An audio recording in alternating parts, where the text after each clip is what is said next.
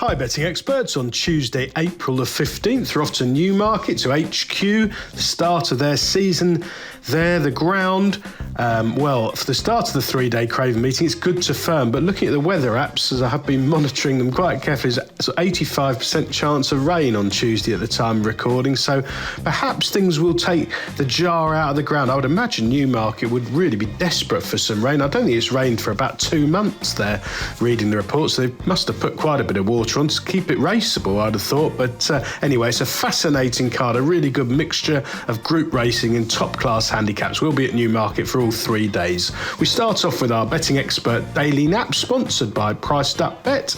This goes in the 3 o'clock. It's the Earl of Sefton, a Group 3 Class 1 for 4-year-olds and upwards, over 1 mile 1, 48 grand to the winner. I think it looks a brilliant opening for Ambient Friendly to make a winning stable debut for James Owen. Now, Ambient Friendly did really well for James Fanshawe, to be fair. I think had 8 starts for James, managing to win twice, running 2 blinders, finishing second behind City of Troy in the Epsom Derby last June. Possibly a bit unlucky there, not Rab Haviland's finest hour. No excuses when third behind Los Angeles in the Irish version at the Curragh later in the month, but then 2 disappointing efforts.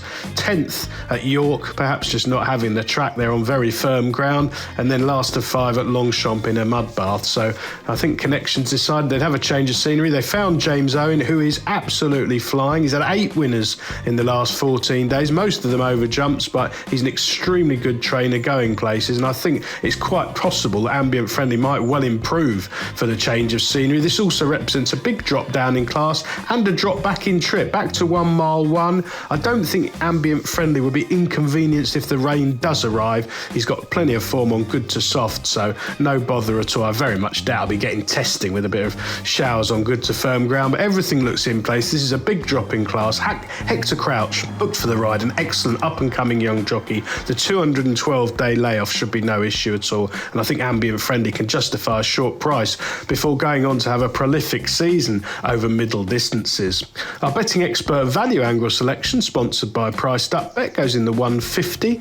It's the Weatherby's with Venator Racing handicap, a 6 furlong class 2, 4-year-olds and upwards, over 25 grand to the winner. Some very interesting sprinters, and I think El Monjed can strike here for William Haggis. William Haggis, as usual, in the winners, 3 in the last fortnight. El Monjed was a really good advert for him as a 3-year-old, running in 5 handicaps, heavily supported on each occasion, did not start bigger than 4-1 on any occasion, favourite on all 5 starts, and won 2 of them at Windsor on fast ground in August, and following up a couple of weeks later at York. 7-2 favourite in a 9-team runner handicap, ridden by Marcon there, left with plenty to do, not always easy at York on fast ground, but flew home to pick them all up. That was from a mark of 91. He starts off this season off 96. I think he's just the sort of horse Haggis will get into a listed or Group 3, Group 2 performer by the end of the season. I don't think he'll mind if a bit of rain arrives. He's shown promise on an easier surface earlier in his career.